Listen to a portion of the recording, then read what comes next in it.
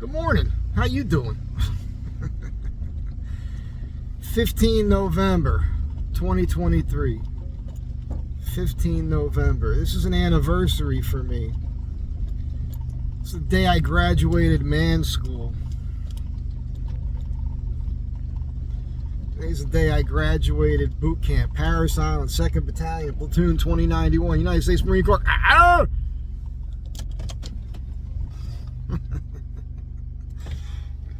Give me a second here. Yeah, man, for years I didn't even think about it as far as that anniversary. Social media reminds you all the time, right? And waiting for my neighbor here who's like a relic. Drives like she's got Miss Daisy in the back seat. So, as I was saying, yeah, we just had Veterans Day. 10 November is the Marine Corps birthday. So these dates have been in my mind the last couple days, and I'll tell you, it was a big thing for me. It was a little different. I mean, I was a little bit more mature than a lot of the guys I was in with that were my same age. It's a long story, but I've been living alone since I was 14. So when I went to boot camp, I've been already living alone for 4 years, and that was a thing to deal with. The whole process. And another interesting quick thing on that was because 10 November is the Marine Corps birthday. We were getting ready to graduate, right? We had 5 days left of boot camp. I'll never forget this. It was an all-day thing. Where they had the battalions in the background, and they had a big parade on Parris Island. I'm sure they do this every year. And so we were schooled on it, before we did it. And they said, you're going to be in a position of attention and parade rest. I think it was 6 hours. I'm not exaggerating. Could have been a little less, could have been a little longer. Could have been 4 hours, but it was somewhere between 4 and 6 hours, I believe. I think it was 6 hours. And I remember them telling us, if somebody next to you falls down, like passes out, do not react. You have to keep your discipline.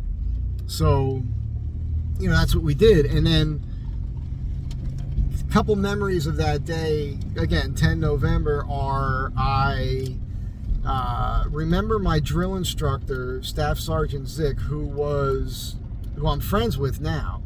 And I did a video with him in front of his house a few years ago. He lives in Vegas. I just called him recently because he was in the hospital. I found his Smokey Bear up in his attic, and he put it on. I did push-ups in front of his house while he yelled at me. It was pretty good. But I remember him with his sword, and he was scratching behind his ear with his sword.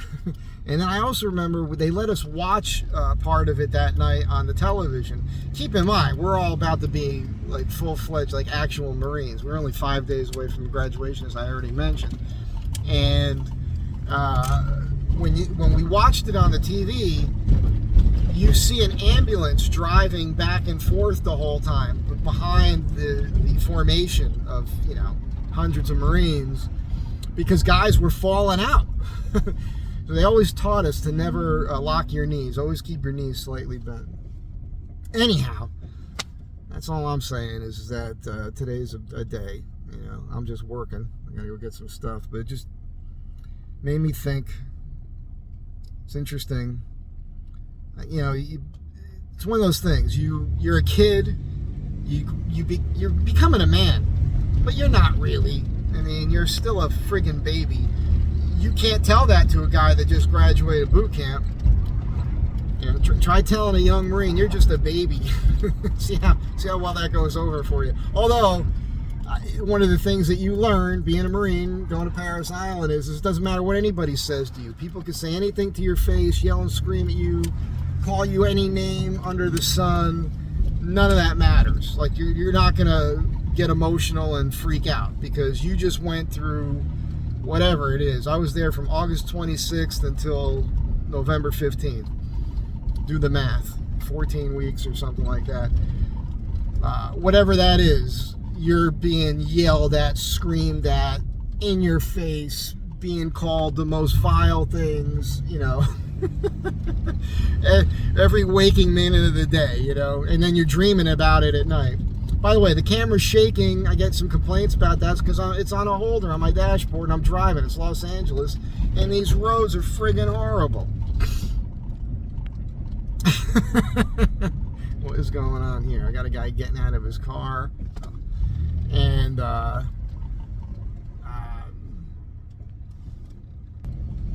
right, this crazy guy in front of me mouthing off. No big deal. Everything's fine. Nobody got hurt in that altercation. So, as I was saying, it was funny too, boot camp for me. Just talk about it real quick, because I was talking about this with my sister. I think I mentioned this in a video earlier, but my household as a kid was a scary place. My mother was out of her friggin' mind, man. She would beat you and berate you and all these things. I could tell you stories, man. If I went off and did it, a lot of you probably be crying yourselves to sleep, Well, not really. The men here watching me, we're simpatico, man. We've been through all the same stuff. But you ladies who are here now, probably make you feel bad. I was talking to my sister about it because it was funny. My mom could do this thing, and she did this often. First thing in the morning, you're in your room, you're not even fully dressed yet or anything. I'll give you even a better one. I've been taking care of myself since I was in early single digits, and I'll go all the way back before kindergarten, but I'll just tell you what it was like when I was around 5 going to kindergarten. I had my own alarm clock. I had to get up on my own, get dressed, make my own breakfast, and then leave and walk to school. My mom never got up. She didn't get out of bed. I had to shake her in bed and breathe on her so she could tell that I brushed my teeth. That was the only thing she cared about. And then when my sister was old enough to go to school, I had to get us both up, make her breakfast, dress her, the whole thing. My mom never got out of bed. When she started getting out of bed when I was older, I wished for the days when she never got out of bed, because she'd come in the room in the morning and just a tirade sometimes. If that room was a mess, which it always was, you're a kid, right? She would tear my room apart, yelling and screaming and beating me and hitting me with stuff. She could take a drawer out of the top drawer full of stuff, pull it out of the bureau, fling it across the room and hit me with it. It was like, if that was an Olympic sport, she could have won. She could have been like a freaking discus thrower in the Olympics or something. She had like man strength. And I mean, she would break things over my body all the time. It was crazy. And then I still had to walk to school.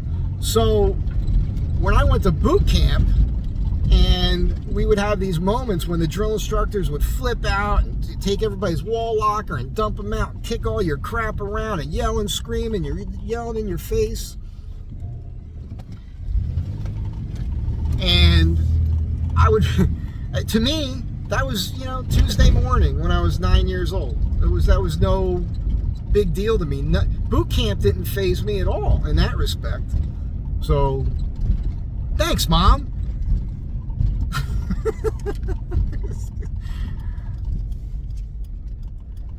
What are you waiting for?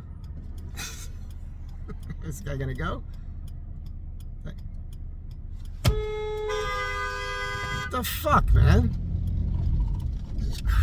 Sorry for cursing. This guy's just sitting there at a stop sign doing nothing. Oh man, I didn't even want to curse in this video. I'm sorry. Trying to keep this relatively G-rated. Anyhow, that's it. Just wanted to say today's the day that I became an official Marine, and I'm proud of that. Proud of that. That was, for me, I was a punk kid. I was a punk, man. Pretty much, I mean, Seaside Park is a nice place, it's a little town, and I call that my hometown, but I lived there when I was first born, and then we moved away, and we were there every summer. My dad owned a seasonal business, bakery, and I ended up living in North Jersey, bouncing around from Clifton to Patterson, different towns up there, where the hell, Kearney. As a kid, we moved around a lot, and that was a tough town, man. It was the 70s. We were all free-range kids. Our parents didn't know where the hell we were, getting in street fights and everything else. Oh, man. I've told some of these stories before. I'm not going to get all into that. And then when my parents split in 8th grade, when I was in 8th grade, those years, 7th, 8th, 9th grade, a lot of bad stuff happened. I was a straight-up juvenile delinquent. Straight up. And I got involved in breaking and entering and doing really bad stuff. And I was involved in this arson thing where my friend burnt down a store in front of me. It was one bad thing after another. And so the Marine Corps was an interesting thing for me because I was always mouthing. And the funny thing is, it didn't really change me. I mouthed off in boot camp. I got some funny stories about that. And then even, like, part of the reason I had such a short stint in the Marine Corps was, I was born physically deficient. I had an issue with my feet and ankles. I had corrective shoes. I was like Forrest Gump, the little braces on your leg and all that. And I was always pigeon-toed, and I tore my ligaments a lot when I was a kid doing sports. And I was told I couldn't do it, and I couldn't do sports, and I'd never get through the Marine Corps, all these other things. But I did it anyhow because I made a commitment to myself that I was going to do it. I had to do it. I had to do that. Had to do it. So I ended up on a medical getting out eventually, but I was also getting in a crap ton of trouble because I didn't look at anybody as being superior to me. Just the way my dad raised me, which is, hey, everybody puts their pants on one leg at a time. Nobody's more important or better than anybody else. So that was always drilled into me, and I was surviving as a kid on the street. So here I am in a situation where I was just very comfortable speaking my mind. I once spoke to a major in a way, if I told you this whole thing, which I think I did already, I'm sure I told these stories, you wouldn't believe me. I had no problems just being like, hey. They tried. I had gotten busted at one point. Made some mistakes. Bad choices. And they were on me about it. And toward the end of this punishment that lasted 3 months and a month's pay and loss of rank to busted to private, everything else. They came in my room one day and they found this piece of grass. I was a Security Forces Marine stationed at Seal Beach after infantry school and all that. And they call me, they have me get out of the room. So this corporal who turned out to be a gay predator, it's a whole other story. And this Sergeant Zamora guy he had arms, upper arms were like 6 inches around. He could do like 3 pull-ups. He had a big old belly on him, but he could run a friggin' marathon, that guy. And the joke I always used to make was he couldn't fight the enemy, but he could run away from him really easily. So they come in the room, they ask me to leave, then they start screaming for me to come in. They've got one of my drawers open, and they're holding a blade of grass, like an actual piece of grass from the lawn. And they're like, what is this? It's a blade of grass, man. We think it's marijuana.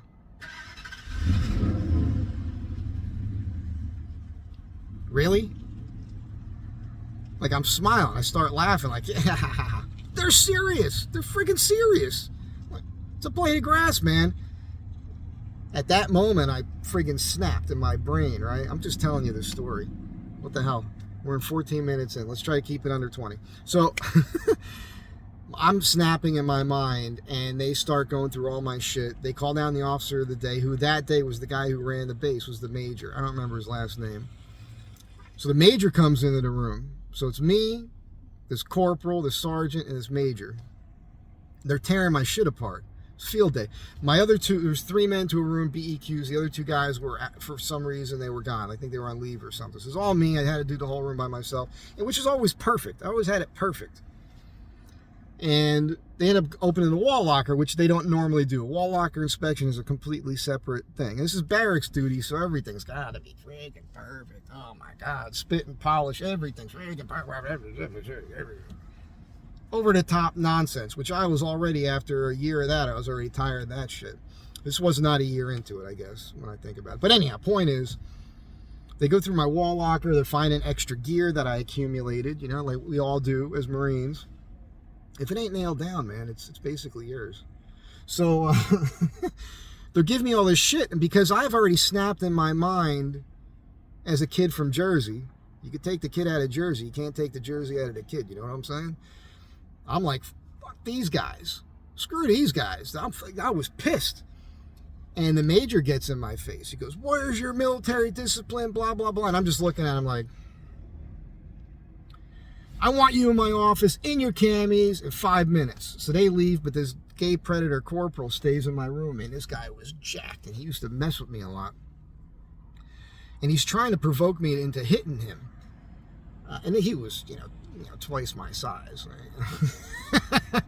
And he's pushing me, and I'm putting stuff on. He's like, take that shirt off, put this other one on. He's really everything he could do to screw with me. And I'm not losing it at this point. I'm being really calm, but inside, man, just, and he's like, you want to take a swing? I know you want to take a swing. And I tell by the way you're looking at me, and I just mustered up as much courage and toughness as I could in his face. And just, you're not worth it.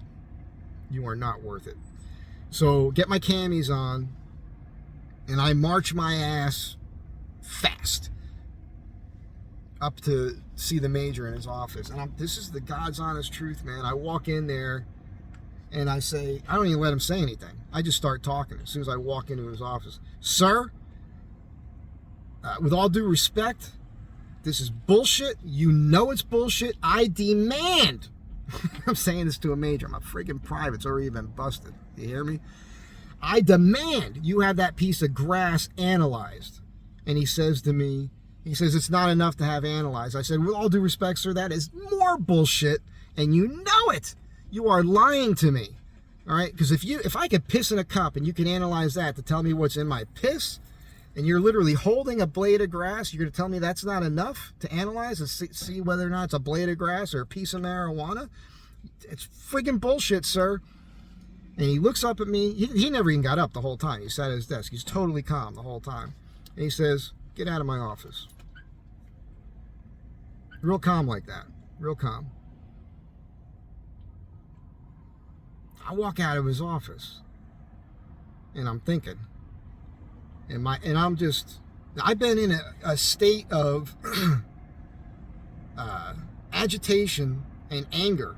This has been going on for about 40 minutes or so now at this point. I got to calm down because I'm reliving the moment, all right? And I get down, and it was a field day, and we were about to go on whatever our break was. We had a weird schedule there, but everybody was in civilian clothes, but they were in formation in the parking lot there by our BEQs, by our section, second section. And I'm in the camis, and I come down, and I start yelling to my sergeant, Zamora. Zamora! I'm not even calling him Sergeant Zamora, right? Zamora, I want to talk to you right fucking now. Sorry for cursing. This is a sanitized version of the story, okay? Most of my stories on YouTube are because, I don't want to push the boundaries too much. I want to talk to you right now. Get over here. And I walk him away from the formation behind a van, which is 50 feet away from the whole section. And they can hear me because I am screaming at the top of my lungs in my sergeant's face. This shit stops now. I'm not taking this anymore. If you push me anymore, I swear to Christ, I'm going to kill somebody. And he's like this, The next day, they give me my rank back, and everything goes back to normal. That's the Marine Corps. That's the Marine Corps. They will push you and push you and push you and keep you in a constant state of agitation. Screw with you. Non-stop. The benefit of that is, if there's a war going on, which at that time there wasn't, which really sucked. It's the whole reason I joined the Marine Corps was to have that experience. I did some private work later I don't need to get into. But that moment, man, because what they do is they keep you in this constant state of agitation so that when there's war, hey, man, they just release the dogs, man. The chains are off. That's one of the reasons why Marines are so ferocious, because they've got you in this state of just, they make you so mad, and they've trained you to kill people. That's what the job is, man. They're not screwing around. That is the main difference between the training of the Marine Corps and every other branch of service, period. Hands down. That's all you have to say. So, anyhow, that's my story. 15 November, I became a real man. Hope you enjoyed this. Have a great day. Be kind to one another. I'll catch you guys in the next one.